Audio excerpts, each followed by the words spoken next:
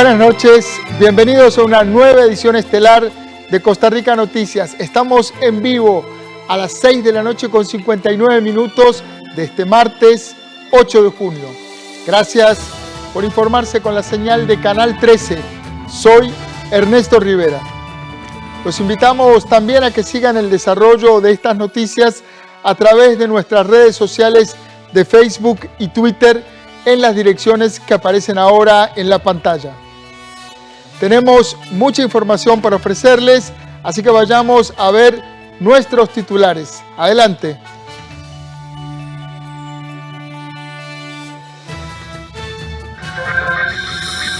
Los nuevos contagios por COVID-19 disminuyeron un 9.5% en comparación con la semana pasada y la caja reportó a más de 686,000 personas con el esquema completo de vacunación.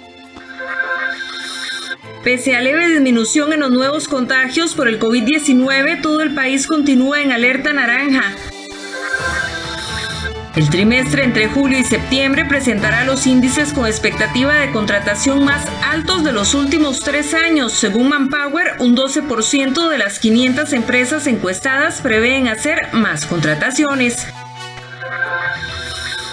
Los productores de arroz piden la renuncia de la ministra del MEIC y aseguran que se lanzarán a las calles si no les aprueban aumentos en sus precios, pues están congelados desde el 2019.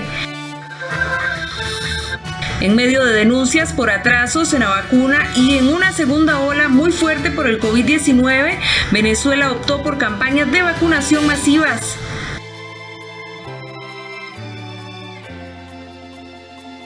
Iniciamos con una muy buena noticia.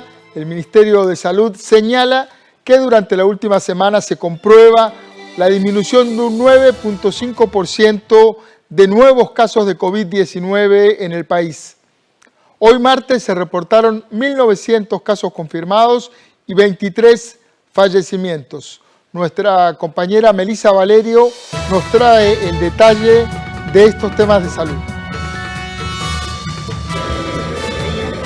Hola, ¿qué tal? Muy buenas noches. Precisamente esa fue la noticia que dio el ministro de Salud, Daniel Salas, que se ha dado una disminución de 9.5% de los casos de COVID-19 que se presentaron con respecto a la semana epidemiológica anterior. Pero vemos en pantalla cuáles son los datos que se registran para este martes 8 de junio. Según esta entidad, nuestro país reporta 1.900 nuevos casos para un total de 333.820 desde que inició la pandemia. Además, se anunció que hay 4.251 fallecidos desde el pasado 6 de marzo que inició la pandemia en nuestro país, y en las últimas 24 horas se ocurrieron 23 muertes de personas relacionadas a COVID-19. Además, con respecto a las personas que están requiriendo servicios de salud, según el Ministerio de Salud, 1.331 se encuentran hospitalizadas,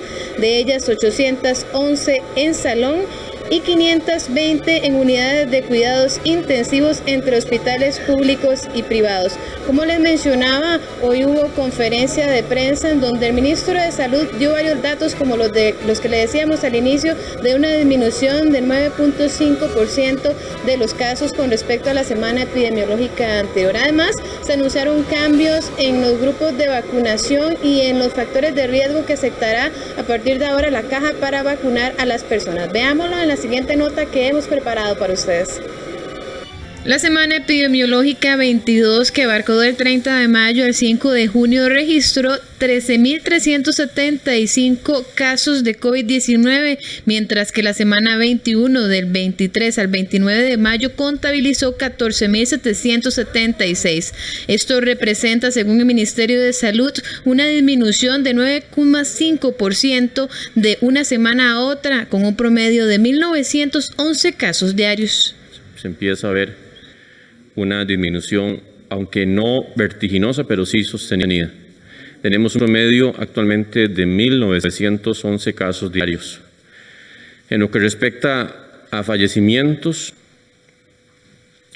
la semana del 23 al 29 de mayo tuvimos 196 decesos muy lamentables, mientras que del 30 de mayo al 5 de junio tuvimos 182 decesos. Eso nos da un promedio diario de 26 personas que actualmente pierden la vida relacionadas o asociadas con la enfermedad del COVID-19. Precisamente, según el jerarca, esto se debe al cumplimiento de las medidas sanitarias, las restricciones y el avance de la vacunación. Por esta razón, este martes se anunció la inclusión de los veterinarios en este proceso, así como de nuevos padecimientos como factores de riesgo. Es importante también indicar, el día de hoy la Comisión Nacional de Vacunación y Epidemiología avala la vacunación de los veterinarios, los y las veterinarios, el personal de planilla de los centros diurnos de personas adultas mayores y también las personas con algún grado de retraso mental, también que estén ubicados dentro de todo el trastorno en el espectro autista, todo el espectro, y la esquizofrenia y también la mielomeningocele. Son grupos que se avalan vacunar de forma más agilizada dentro de toda la priorización que se ha venido manejando. Además, tras las confusiones que se generaron de cara a que el Ministerio de Salud solo iba a certificar la vacunación contra COVID-19 a las personas vacunadas en el país, Salas mencionó que para contribuir con los usuarios se admitirá una declaración jurada. Se va a incorporar la posibilidad de que se emita la certificación de una sola dosis. En el caso de esquemas de 2 dosis se puede certificar una sola dosis, incluso por si se solicita para ser aplicada la segunda dosis fuera del país o para otros fines. Y también se habilita la posibilidad de realizar una declaración jurada de la o las vacunas recibidas en el extranjero, con el fin de que esa información sea incluida en la certificación que emite el Ministerio de Salud. Precisamente los equipos vacunadores de la Caja del Seguro Social han aplicado a este lunes 1.906.177 dosis de la vacuna contra la COVID-19 desde que inició esta jornada. Según explicó el gerente médico de la Caja, los datos del Sistema Integrado de Vacunas con corte al lunes 7 de junio consignan el registro de 1.219.551 primeras dosis y 686.626 segundas. Por ejemplo, para avanzar en este proceso, también se anunció que a partir de este martes, al menos 7 funcionarios del Servicio de Enfermería del Hospital México se estarían trasladando hasta el INA de la Uruca para continuar con la jornada de vacunación. Aquí estaría correspondiendo a una primera etapa vacunar a unos 600 profesionales del sector privado diariamente. Además, conforme a la disponibilidad de vacunas, se pasaría a una segunda etapa a inmunizar pacientes de manera masiva, logrando así vacunar a 1.700 personas diariamente, lo que duplicaría también la cantidad de personal disponible para esta labor. Agregar que si bien estos son buenas noticias, es importante que las personas sigan teniendo los cuidados de salud como el uso constante de mascarilla, el lavado de manos y el distanciamiento social para así disminuir los casos de COVID-19 para que la tendencia siga siendo a la baja y también haya menos muertes por esta causa en nuestro país. Es todo el reporte que tengo por el momento. Vuelvo con ustedes al estudio principal. Muy buenas noches. Gracias a nuestra compañera Melissa Valerio. La campaña de vacunación avanza también en la zona sur. 1.400 funcionarios del Ministerio de Educación Pública en Pérez Celedón recibieron la vacuna contra la COVID-19. El periodista Johan García de TV Sur, Canal 14, nos tiene los detalles desde ese cantón de la zona sur del país.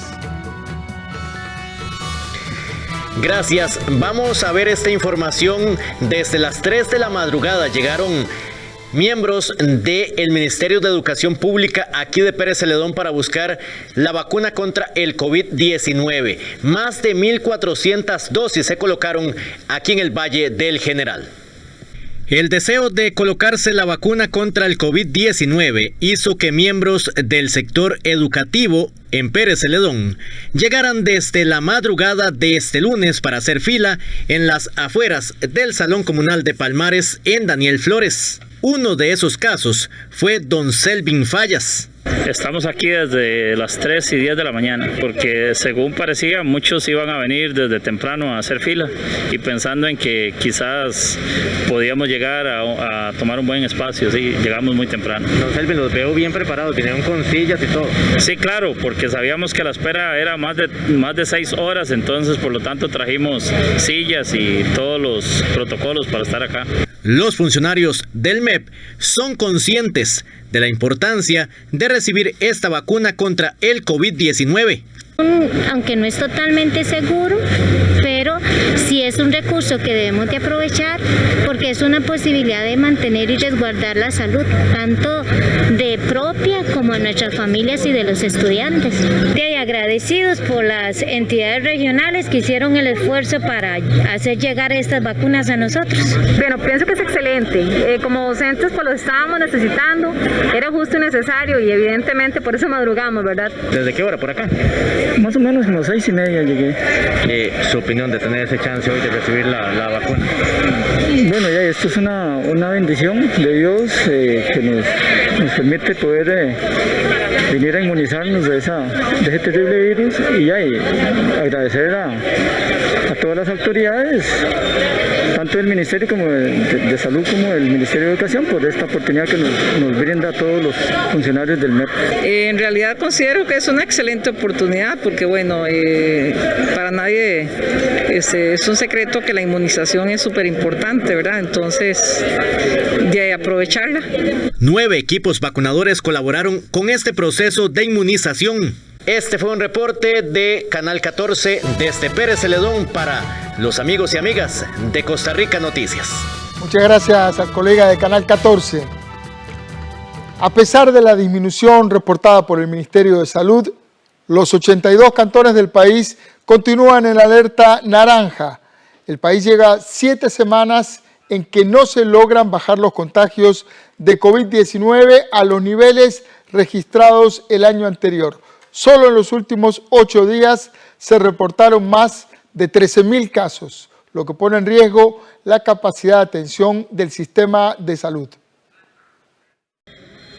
Pese a que la cantidad de casos de COVID-19 empieza a mostrar una tendencia a la baja en comparación con semanas anteriores, todo el país continúa bajo alerta naranja debido a que el contagio de la enfermedad continúa siendo alto y pone en riesgo la respuesta del sistema hospitalario. Según expuso Alexander Solís, presidente de la Comisión Nacional de Emergencias en conferencia de prensa, en el 2020 la semana epidemiológica con más casos se registró 8.456 contagios, mientras que para la última semana epidemiológica se registraron 13.342 casos. Datos de la comisión revelan que las últimas 7 semanas Costa Rica se ha mantenido con niveles de contagios muy superiores a los máximos registrados en el 2020.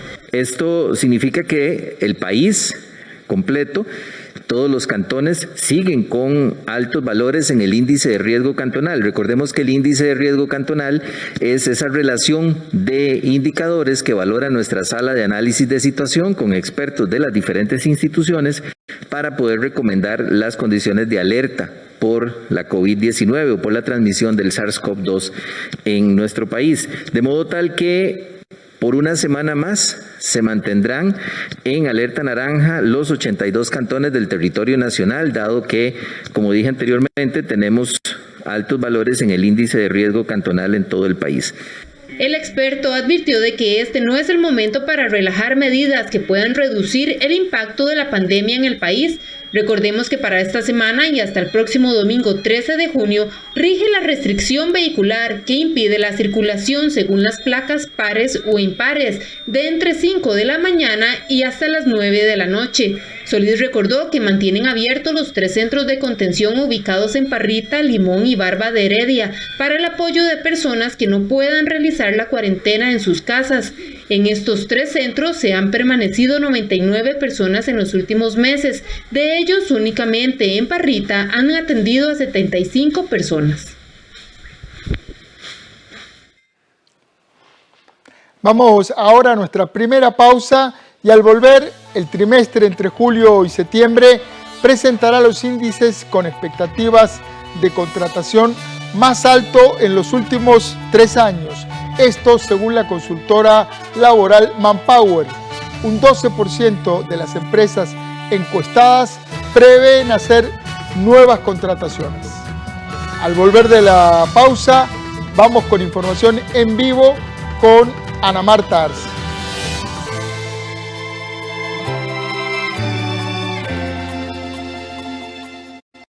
Es urgente que ahorremos agua. Mientras nos enjabonamos las manos y lavamos los platos, cerremos la llave y al abrirla reduzcamos la presión del agua. Revisemos que no existan fugas en el servicio sanitario. Reguemos las plantas de noche y con un recipiente pequeño. Al lavar, aprovechemos el agua con una tanda completa de ropa. Por su seguridad y la protección ante el COVID-19, comprometámonos con el ahorro de agua. AIA, 60 años de llevar salud y bienestar. Esta semana en Global 3000, conozca cómo se construyen embarcaciones en Costa Rica, mientras los diamantes de laboratorio amenazan con sustituir a los llamados de sangre. Global 3000, martes 8 de junio a las 10 de la noche. Solo en 13. Costa Rica Televisión. Hola, ¿qué tal? ¿Sabía usted que cerca de 1 millón de costarricenses trabajan de manera informal para llevar sustento a sus familias? Estas personas no tienen acceso a seguro social, no tienen acceso a un seguro de trabajo, no tienen un salario fijo, no reciben un aguinaldo, no tienen las oportunidades que muchas otras personas tienen. Y por eso es urgente que como país empecemos a hablar del empleo informal para buscar soluciones que nos lleven adelante para darles a estas personas una mejor calidad de vida. De eso vamos a hablar en Una Mirada esta semana. Acompáñenos.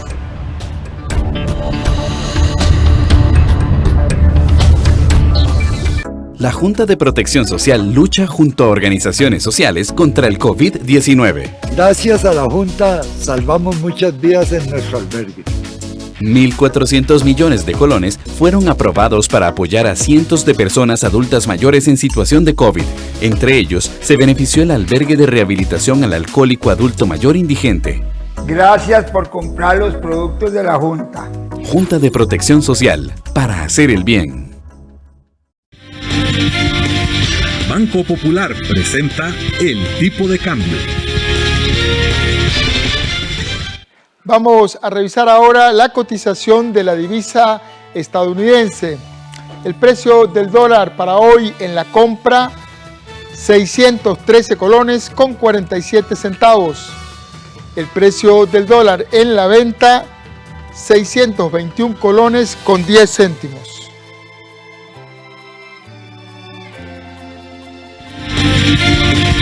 Banco Popular presentó El Tipo de Cambio. Los productores de arroz piden la renuncia de la ministra de Economía, Victoria Hernández. Afirman que se lanzarán a las calles la próxima semana si no les aprueban aumentos en el precio del grano. Según alegan, desde junio del 2019 no tienen un incremento en el precio del productor. La Corporación Arrocera Nacional Conarroz informó que se irán a huelga la próxima semana si el Ministerio de Economía no hace público el modelo de costos que utiliza para establecer los precios del grano. El gremio también está pidiendo la renuncia de la ministra de Economía, Victoria Hernández, argumentando que se sienten abandonados por la jerarca. La molestia se da porque, según manifiestan, el modelo de costos no ha sido actualizado desde junio del 2019 y se ha generado un aumento en los insumos de un 8% aproximadamente, como por ejemplo en el combustible. Ellos consideran que se debería incrementar el precio en 40 colones por kilo. Nosotros estamos a punto de tirarnos a la calle.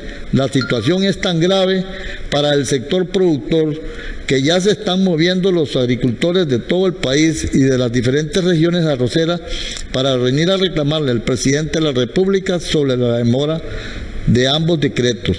El señor presidente en muchas ocasiones ha manifestado su apoyo al agro costarricense y tiene que saber que la señora ministra de Economía viene haciendo acciones para perjudicar la producción de arroz de Costa Rica.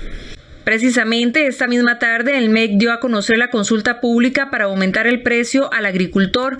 En el documento se propone un precio de 24.255 colones por el saco de 73,6 kilos en granza. En este caso sería el valor que los industriales le pagarían al productor. El comunicado también indica que el lunes 7 de junio la ministra de Economía, el ministro de Agricultura y Ganadería y los viceministros de ambas instituciones sostuvieron una reunión junto con los representantes de los productores en la Junta Directiva de Conarroz. Además indicó que en el encuentro la ministra de Economía informó que esta consulta pública estaría disponible a partir del miércoles. Quisimos conocer la posición de la ministra Victoria Hernández al respecto de la solicitud de su renuncia, sin embargo al cierre de edición no tuvimos respuesta. Vamos ahora a las noticias parlamentarias. Los diputados aprobaron créditos por 600 millones de dólares con el Banco Centroamericano de Integración Económica, BCIE, y con el Banco Mundial para financiar el Fondo de Avales. Con 46 votos a favor, los diputados dieron el visto bueno a los créditos para financiar el Fondo de Avales. Se trata de dos préstamos, uno por 300 millones de dólares con el Banco Centroamericano de Integración Económica, BCIE, y otro por otros 300 millones de dólares con el Banco Mundial. De esos recursos, el 90% se utilizaría para el Fondo de Avales y el 10% restante para pagar la deuda de la Caja Costarricense de Seguro Social. Para garantizar ese acuerdo de las fracciones y grupos parlamentarios, teniendo claro que si este plenario legislativo en 18 meses no aprueba el proyecto de Fondo de Avales, el 90% de esos recursos van a ser trasladados de manera íntegra al pago al cambio de fuente de financiamiento para trasladar de deuda cara a deuda barata. El Partido Restauración Nacional se ha comprometido con los costarricenses a fortalecer la Caja Costarricense del Seguro Social. Y vamos a ser insistentes en que se destine el 10% de cada empréstito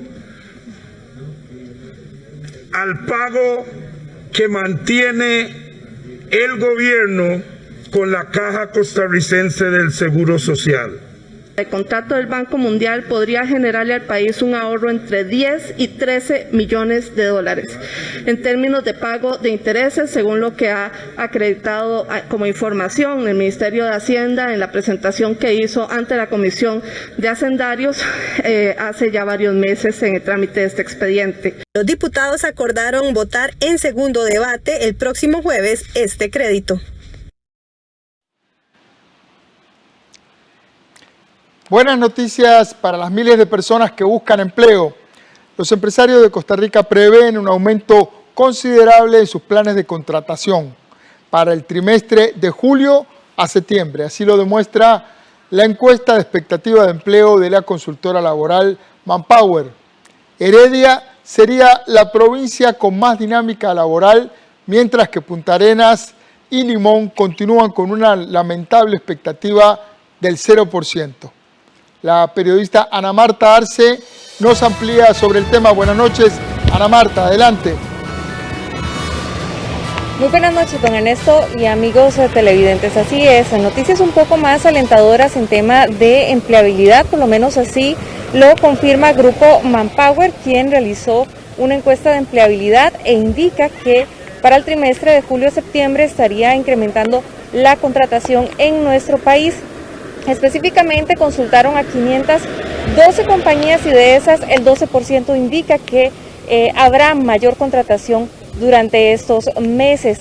Específicamente, Heredia será la provincia con mayor dinamismo debido a que muchas de las zonas francas se encuentran en este sector, mientras que Limón y Punta Arenas lamentablemente continuarán como hace algunos meses en 0% de crecimiento laboral, pero veamos la información que hemos preparado.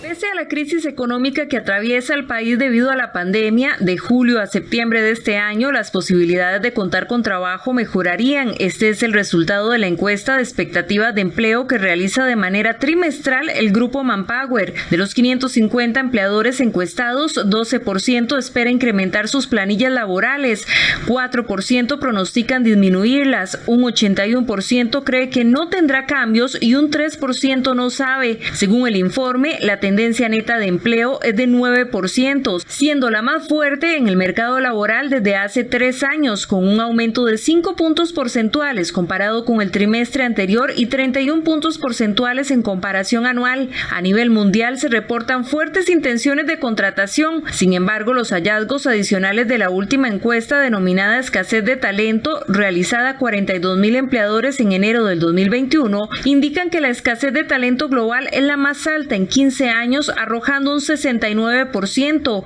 A nivel local, un 59% de los empleadores mencionaron tener dificultad para contratar debido a esta situación. La expectativa de contratación para el tercer trimestre del 2021 en Costa Rica está en un más 9%. Lo que vemos es el mercado empezado a adquirir confianza y vemos que las empresas están empezando paulatinamente a retomar sus actividades que tenían antes de la pandemia. Es importante resaltar que estamos en el momento de mayor escasez de talento desde la Segunda Guerra Mundial. Por eso, nuestra invitación para las personas es a desarrollar habilidades y para las empresas a desarrollar su estrategia de talento.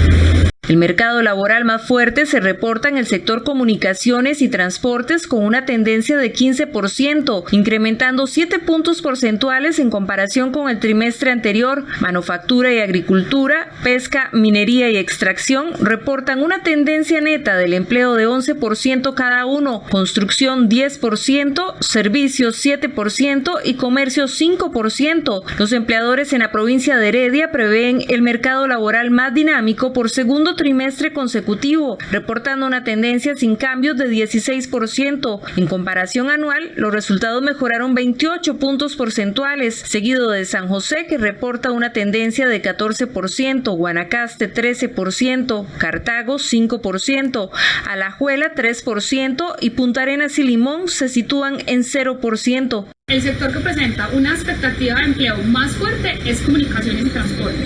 Esto se explica porque vemos un mayor dinamismo en las fronteras, así como en las exportaciones. Para el caso de las provincias, la provincia que tiene una mayor expectativa en este trimestre es Heredia. Y lo vemos porque es una zona donde vemos muchas zonas francas y empresas de manufactura. Las grandes empresas reportan los planes de contratación más fuertes con una tendencia de 25%, mientras que las microempresas se sitúan en 4%. Dentro de los hallazgos adicionales más relevantes se encuentra que el 14% de los empleadores espera regresar a los niveles de contratación que tenía previos a la pandemia en los próximos 6 meses. Adicionalmente, 7 de cada 10 empleadores mencionan que sus funcionarios trabajarán en oficinas por tiempo completo en los siguientes 6 a 12 meses, ya que más del 50% de sus empleados tienen actividades en las que requieren estar en oficina la mayor parte del tiempo. Bueno, y una de las empresas que desde hace algunos días ya está contratando personal e incluso afirman que en los próximos meses también estarán en contratación es Copevictoria, una empresa ubicada en Grecia que en este momento da trabajo a 250 personas de la zona occidente. Ellos afirman que pues en este momento hay una leve mejoría en la economía y esto les permite a ellos también pues tener un poco más de confianza y contratar más personal. Veamos las declaraciones que nos emitieron esta tarde. Luego de un año 2020 muy difícil para Copevictoria, ya vemos un 2021 con muchísimo más optimismo, particularmente en nuestros segmentos comerciales y agrícolas, donde ya estamos revisando y sintiendo alguna activación económica importante después de las etapas más duras de la pandemia. Esto nos ha permitido también empezar a revisar nuevamente nuestras metas con muchísimo mayor optimismo y positivismo, pensando en lo que resta del año, donde estamos invirtiendo un poco más de recursos para una mejor demanda de nuestros productos y servicios. Particularmente con temas de empleo, lo consideramos muy positivo en 2 vías. Primero, en el sentido que la disminución de empleo trae para nosotros un mejor caudal comercial, pero también eso nos encadena y nos responsabiliza a generar una mejor empleabilidad, donde ya vemos perspectivas interesantes para los próximos 6 meses, en tanto en creación de empleos directos como empleos indirectos. De hecho, en nuestros segmentos comerciales donde vemos más oportunidades, estamos ya comenzando con la activación de nuestros programas de empleabilidad con mucho optimismo, particularmente en nuestro programa de empleo para mujeres. Ahora vamos a presentarles la realidad no tan positiva como ahora lo mencionábamos. Punta Arenas y Limón llevan ya varios meses, si no incluso un año, de tener graves problemas en el tema de desempleo. Precisamente esta tarde nos comentaba un ciudadano vecino de Punta Arenas su situación. Él quedó desempleado hace un mes y le ha costado bastante encontrar trabajo durante este tiempo. Veamos sus declaraciones. Bueno, soy licenciado en Ingeniería Industrial y para poder volverme a colocar en alguna empresa, porque me quedé sin trabajo hace un mes, es muy difícil. En Punta Arenas es muy complicado poder encontrar opciones en esa línea, en la parte donde hoy soy profesional. No existen empresas de las cuales muchos puntarenenses añoramos desde hace muchos años que existan para la gran cantidad de personas profesionales que hoy están sin trabajo en la zona, pero hoy no vemos una luz. Esperamos en Dios, esperamos que eso pronto cambie para un Punta Arenas mejor. Don Ernesto y amigos televidentes, el tema del desempleo ha venido mejorando quizás en los últimos meses de una forma muy leve, muy lenta. Recordemos que en mayo del año anterior el INEC indicó que la tasa de desempleo estaba en 24%. A mayo de este año, a mayo de este año llegó a 18%.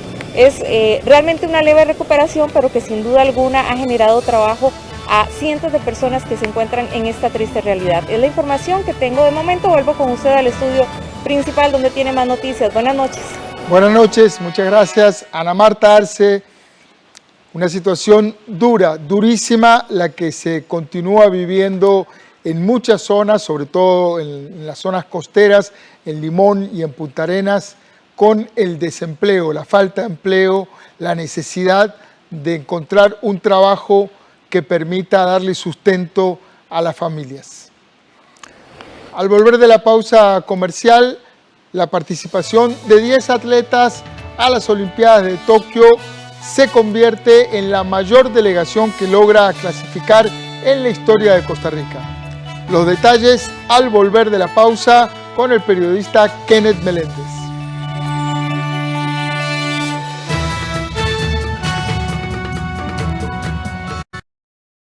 Mi hija Ariana disfruta mucho ver tele y le explico la importancia de también descansar y alimentarse bien. Por eso definimos horarios tomando en cuenta lo que ella quiere y llegamos a acuerdos. Eduquemos sin castigo físico ni trato humillante. Formemos con amor y respeto. PAN y Gobierno de la República. Yo no sabía que podía hacer eso, pero se me ocurrió el poeta, el niño y el río. Ese es el cuento que la UNICEF publica en 164 idiomas. Una entrevista a fondo con el escritor nacional José León Sánchez. Y le dije, maestro, yo quiero escribir un libro sobre México. Yo quiero contar los que perdieron la guerra, o sea, la gloria de los vencidos. Para celebrar el Día del Autor, presentamos Campahue. Con la tinta de René Picado y con el papel de Carlos Andrés Pérez de la República, yo edité 100 libros de la isla de los hombres solos. Cuando el mar se convierte en laguna. El jueves 10 de junio a las 4:30 de la tarde. Solo en 13, Costa Rica Televisión. Si me llegara a pasar algo, quiero que me prometas que cuidarás de Ritzo.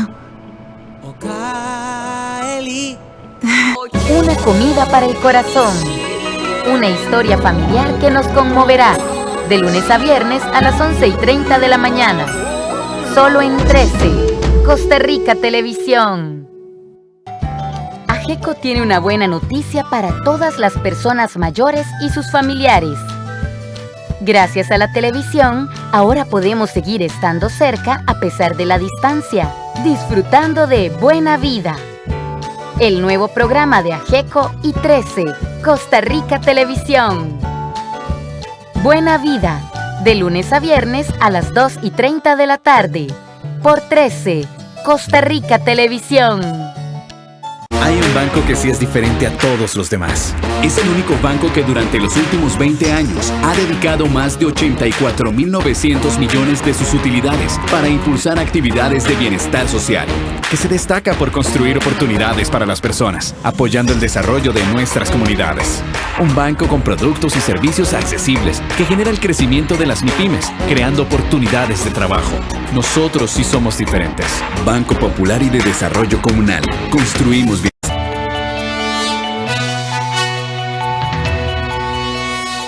Estamos de regreso en esta edición estelar de Costa Rica Noticias. Costa Rica genera alrededor de 15 camiones diarios de desechos plásticos que van a los océanos. Según datos de la organización Mar Viva, este 8 de junio, el Día Mundial de los Océanos, se hace un llamado a los países para que tomen conciencia de la necesidad de restringir el uso del plástico. Este 8 de junio se celebra el Día Mundial de los Océanos. Costa Rica es un país que tiene más superficie marina que terrestre. Aún así, las acciones para preservar los océanos y reducir la contaminación son insuficientes. Al menos 150 millones de toneladas de desechos de plástico se encuentran en los océanos. Cada año se generan 9 o 10 millones nuevos. En el caso de Costa Rica, diariamente se generan al menos 15 camiones de desechos plásticos en los océanos y la tasa de recuperación apenas ronda el 5%, según datos de la organización Mar Viva. Pero ¿qué podemos hacer al respecto? ¿Cuáles acciones podrían impactar?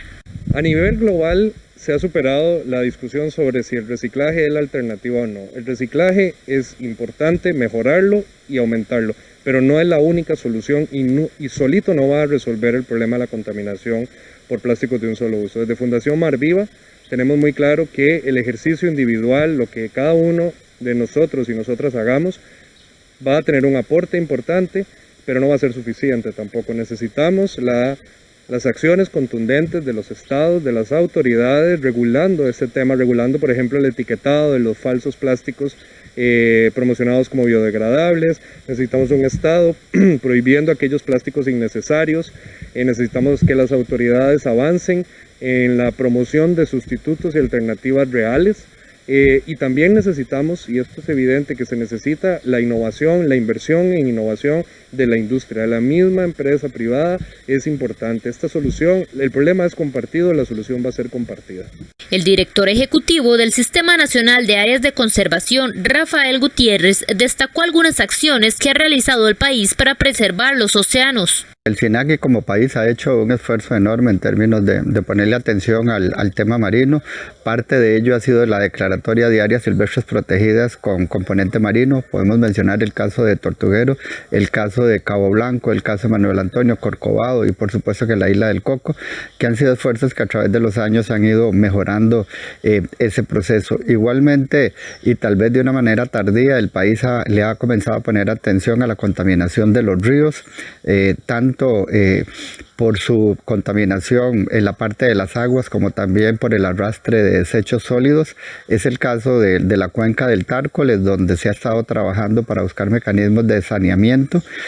Creo que esos esfuerzos pues también, y lo que se ha denominado como la Agenda Azul, le ha dado a Costa Rica algunos insumos para ponerle atención a este tema que es fuerte, un tema importante en términos de lo que es la protección de los ecosistemas marinos. El SINAG destacó que el reciclaje y la no contaminación de los ríos es un llamado importante para los costarricenses en el marco del Día Mundial de los Océanos, así como implementar o mejorar los mecanismos de pesca responsable.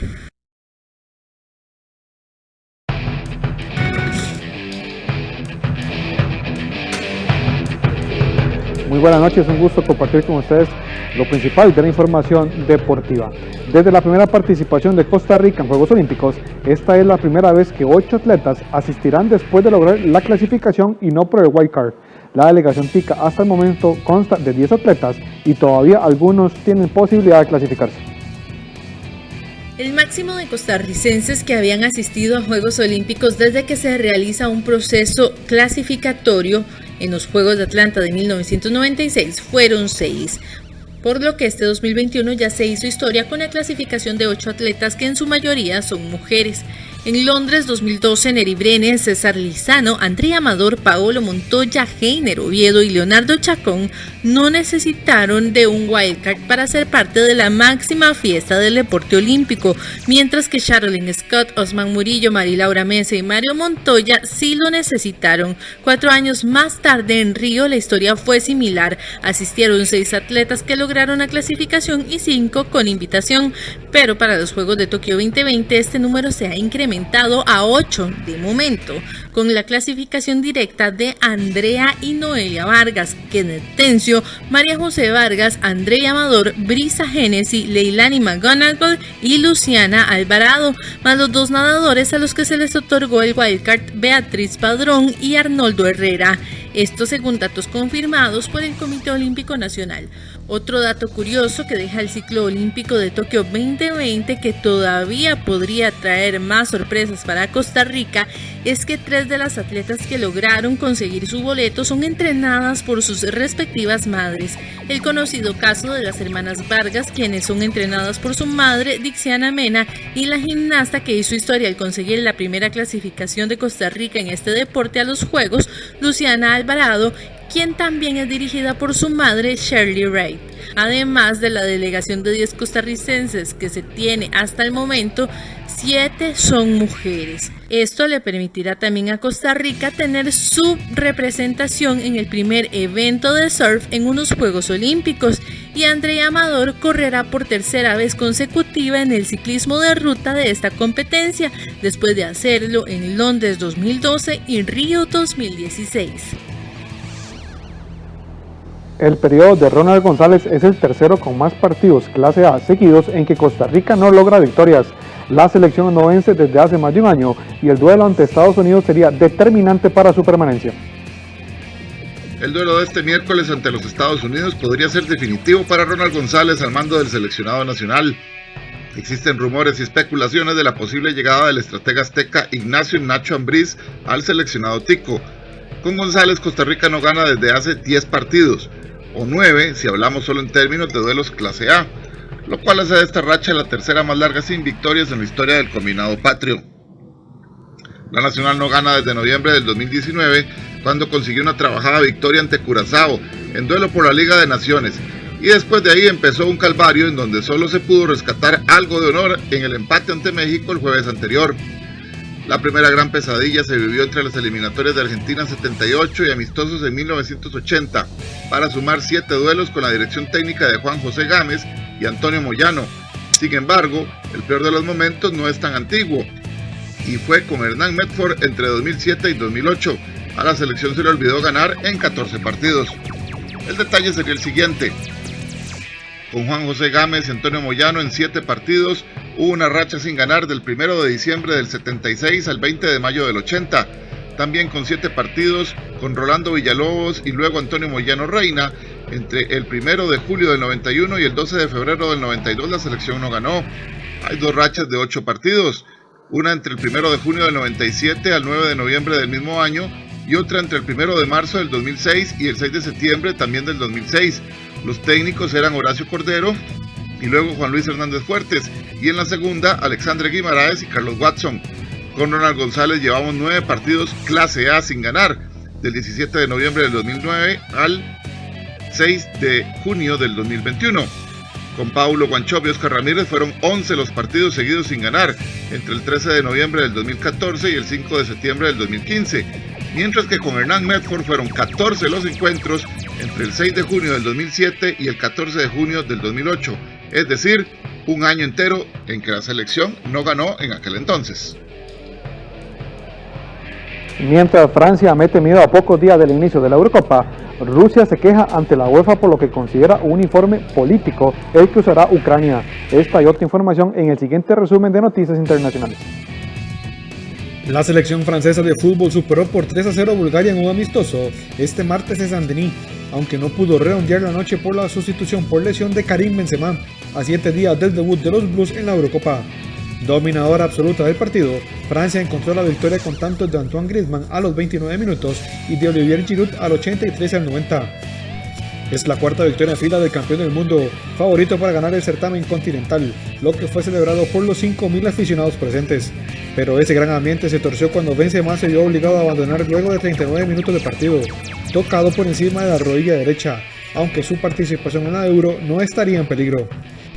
En otros temas alrededor de la Euro, la Federación Rusa de Fútbol anunció este martes que envió una carta a la UEFA para denunciar la nueva equipación de la selección ucraniana para el torneo. En las camisetas aparece la silueta de Ucrania, incluidas Crimea, anexionada por Moscú en 2014, así como territorios del este, controlados por separatistas prorrusos. La forma de esta silueta corresponde a la frontera reconocida del país. También figuran los eslóganes Gloria a Ucrania, Gloria a los héroes, haciendo referencia a un canto patriótico convertido en grito de unión de los manifestantes que habían derrocado a un presidente apoyado por el Kremlin, Viktor Yanukovych, en un levantamiento popular en 2014. La presencia de estos mensajes en la camiseta provocó las críticas de Moscú, quien asoció estas consignas a grupos nacionalistas de la Segunda Guerra Mundial que combatieron a los soviéticos. De su lado, el presidente ucraniano Volodymyr Zelensky aplaudió el uniforme, compartiendo este martes por la noche en Instagram una imagen en la que posa con la nueva camiseta. Ambas selecciones podrían encontrarse en la ronda de cuartos de final. Hacemos un repaso del tenis porque el número 1 del mundo, Novak Djokovic, y el español Rafael Nadal, tercero del ranking, jugarán este miércoles su partido de cuartos de final de Roland Garros, antesala, si logran vencer, de una semifinal que será una nueva edición del que se ha convertido en un duelo clásico de la última década en el tenis.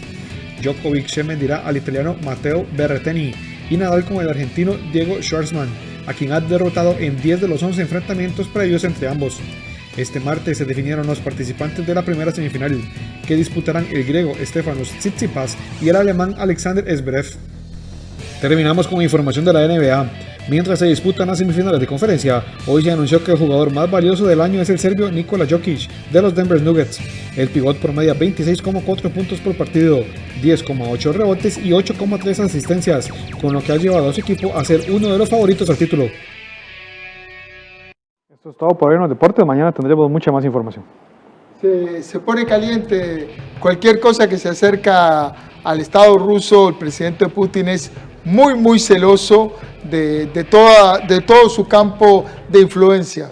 No, y Ucrania que no se le deja, porque tanto el primer ministro como los asuntos exteriores de Ucrania salieron defendiendo la camiseta diciendo que tiene elementos que van a hacer que los jugadores se sientan muy identificados con su país y con su selección. Creativa es, de eso no hay duda. Las imágenes eran lindísimas. Sí, y buscaba algo. Mentira y buscaba que algo. Pero bueno. Muchas gracias, Kenneth Meléndez con los deportes. La falta de aire es una de las complicaciones más dramáticas en quienes se agravan por la COVID-19. Durante meses, los terapistas respiratorios han luchado por dar aliento a pacientes críticos de las unidades de cuidados intensivos de nuestro país. Hoy les presentaremos la historia de Lauren, quien ha visto de cerca la pandemia desde el Hospital Max Peralta.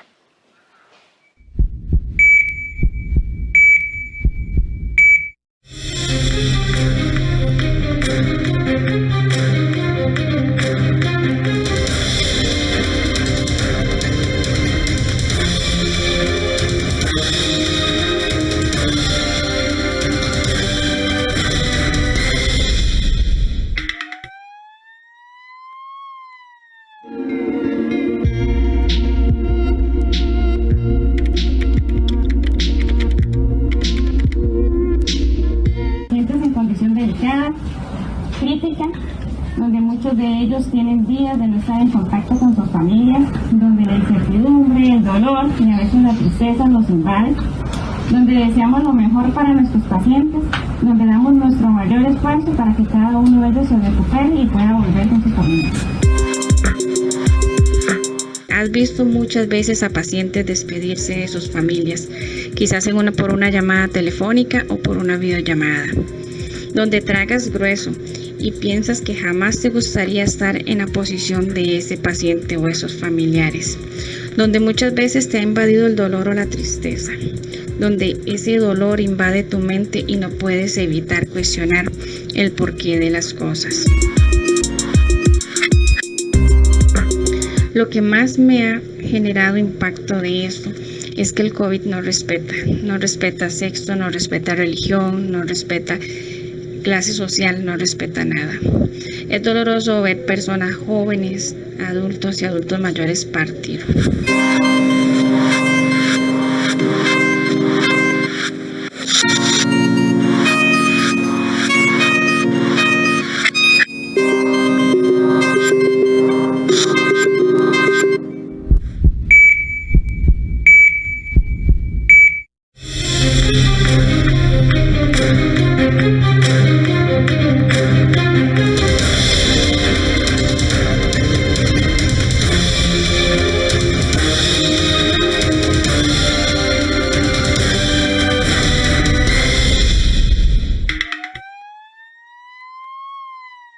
Conmovedoras las voces desde el epicentro, realmente conmovedoras.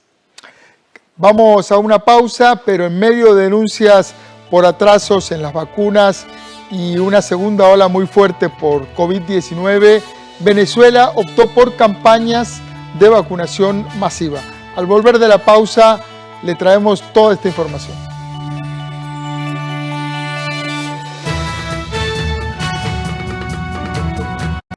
En nuestro espacio Arte 13 presentamos Canto América, Corazón Tropical. Un espectáculo donde recorremos sus grandes éxitos.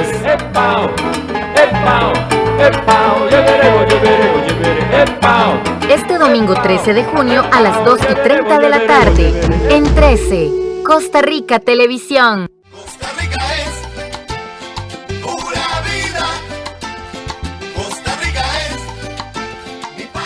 Una invitación más para que nos acompañe en Café Nacional este miércoles. Vamos a tener un tema muy especial.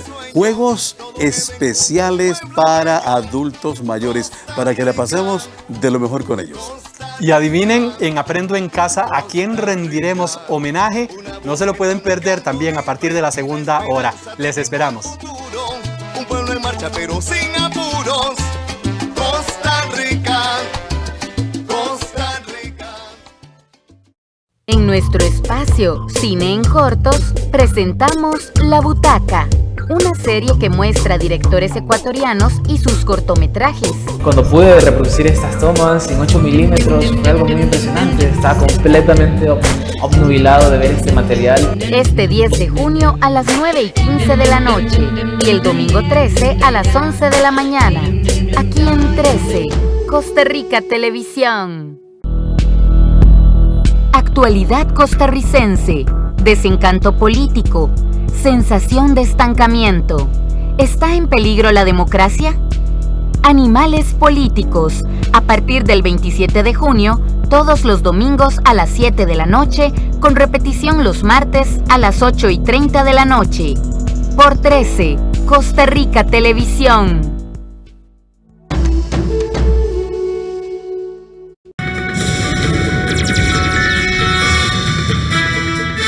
Estamos de regreso en esta edición estelar de Costa Rica Noticias a las 7:52. Las noticias que llegan desde Nicaragua son muy lamentables, ya que hoy martes el régimen de Daniel Ortega ordenó la detención del tercer candidato de oposición en menos de 10 días. Se trata de Félix Maradiaga, de 44 años. Las acciones del gobierno de Ortega han sido condenadas y reprochadas por varios mandatarios y precisamente esta tarde el Departamento de Estado de los Estados Unidos calificó a Daniel Ortega como un dictador. El viernes anterior, Estados Unidos pidió la liberación inmediata de la periodista y también candidata de la oposición, Cristiana Chamorro. El otro candidato que también fue privado de su libertad es el ex diplomático Arturo Cruz. Las elecciones de Nicaragua se realizarán el próximo 7 de noviembre en un clima de represión y violencia contra cualquier forma de oposición al gobierno. Daniel Ortega y su esposa Rosario Murillo están en el poder desde el año 2007. El gobierno venezolano dispuso el pasado fin de semana centros de inmunización masiva contra el coronavirus en distintos puntos del país, en medio de denuncias de retrasos en el plan iniciado en febrero pasado y de una virulenta segunda ola de la pandemia. Una larga fila y una vacuna como premio. El gobierno de Venezuela dispuso el fin de semana centros de inmunización masiva contra el coronavirus en distintos puntos del país, en medio de denuncias de retrasos en el plan iniciado en febrero pasado y una virulenta segunda ola de la pandemia. Uno de ellos se instaló en la cancha de baloncesto de la emblemática barriada caraqueña 23 de enero, donde según los organizadores se prevé aplicar unas 1000 dosis por día. Hay demasiada gente. Y hace rato dijeron que habían atendido por lo menos 1.200 personas y todavía quedan en cola más. Para hacer diariamente mucha gente en un solo espacio. Hay que poner mucho más porque somos bastantes y no va a haber cabida para que si son 10 puntos, no, hay que poner 100, 200 puntos de vacunación porque lamentablemente, bueno, el COVID está arrasando con medio mundo y tenemos que cuidarnos mucho. Los mayores de 60 años reciben la vacuna rusa Sputnik V. Los menores, la china Verocell, producida por el laboratorio Sinopharm. Las citas se agendan a través del Sistema Patria, una base de datos lanzada en 2017 por el gobierno chavista que la oposición ha denunciado como un mecanismo de control social. Desde que comenzó el plan de masificación, miles de personas decidieron probar suerte y se lanzan a los centros sin haber sido convocados con la esperanza de recibir una de las vacunas. El gobierno fijó como meta inmunizar al 70% de la población para diciembre.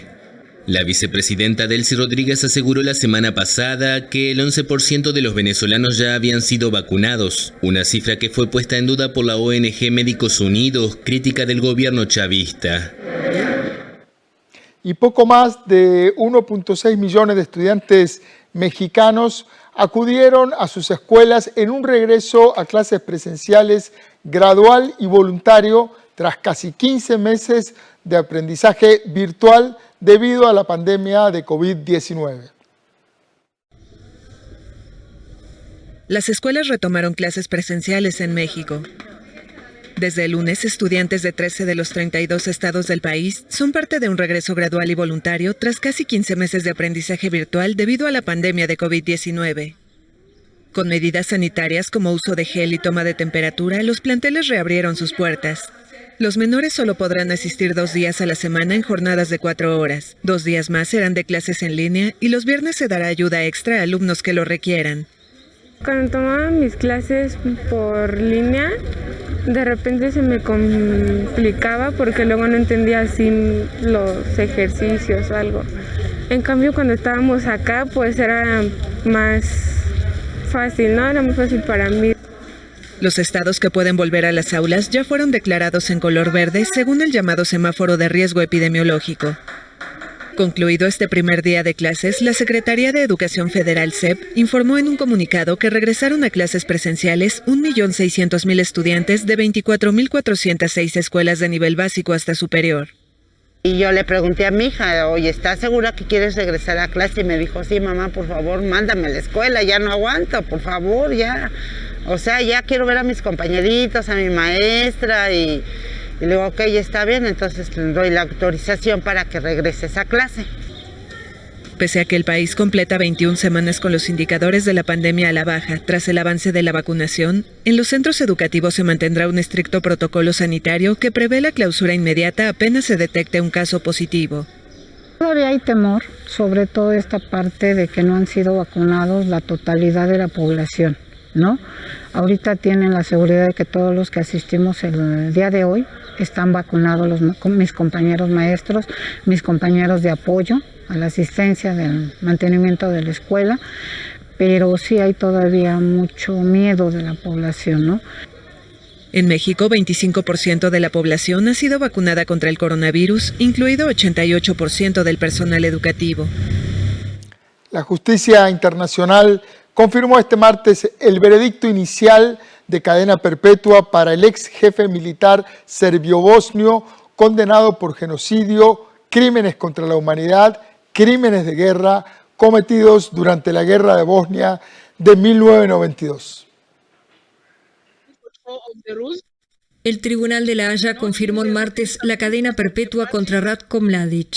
El ex jefe militar serbio-bosnio había apelado la condena en primera instancia de 2017 por su papel en la masacre de Srebrenica, entre otros delitos cometidos durante la Guerra de Bosnia, de 1992 a 1995. El veredicto pronunciado por los 5 jueces del tribunal es definitivo y no admite apelación.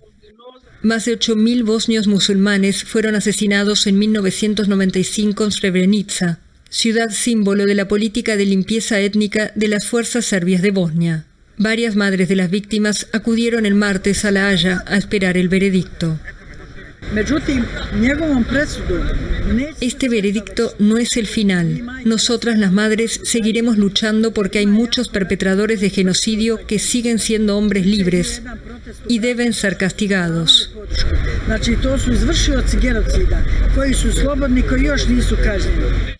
Apodado el carnicero de los Balcanes, Mladic fue el rostro militar de un trío brutal dirigido en el lado político por el expresidente yugoslavo Slobodan Milosevic y el ex líder serbio-bosnio Radovan Karadzic. Milosevic murió de un ataque cardíaco en 2006 en una celda de La Haya, antes de que concluyera su juicio, mientras que Karadzic cumple una sentencia de por vida por el genocidio en Srebrenica. Mladic fue declarado culpable de genocidio por vigilar personalmente la masacre. Él se defendió indicando que se vio arrastrado a este conflicto, que causó alrededor de 100.000 muertos y 2.200.000 desplazados, y sus abogados negaron cualquier relación entre su cliente y los crímenes que se le imputan. Detenido en 2011 después de 16 años en fuga, el discurso del ex general cala entre los suyos. Todavía conserva un aura de héroe entre los serbios, muchos de los cuales niegan que se haya cometido un genocidio. A las 8:00 de la noche llegamos al final de esta edición estelar de Costa Rica Noticias. Gracias por informarse con Canal 13. Apostamos por ofrecerle actualidad y contexto. En unos minutos voy a conversar con el poeta costarricense David Cruz. Vamos a hablar sobre el premio de poesía que acaba de recibir en México y sobre Lazarus, su nuevo libro de poemas. Quédese en la señal de Canal 13. Ya casi volvemos con esta entrevista de fondo.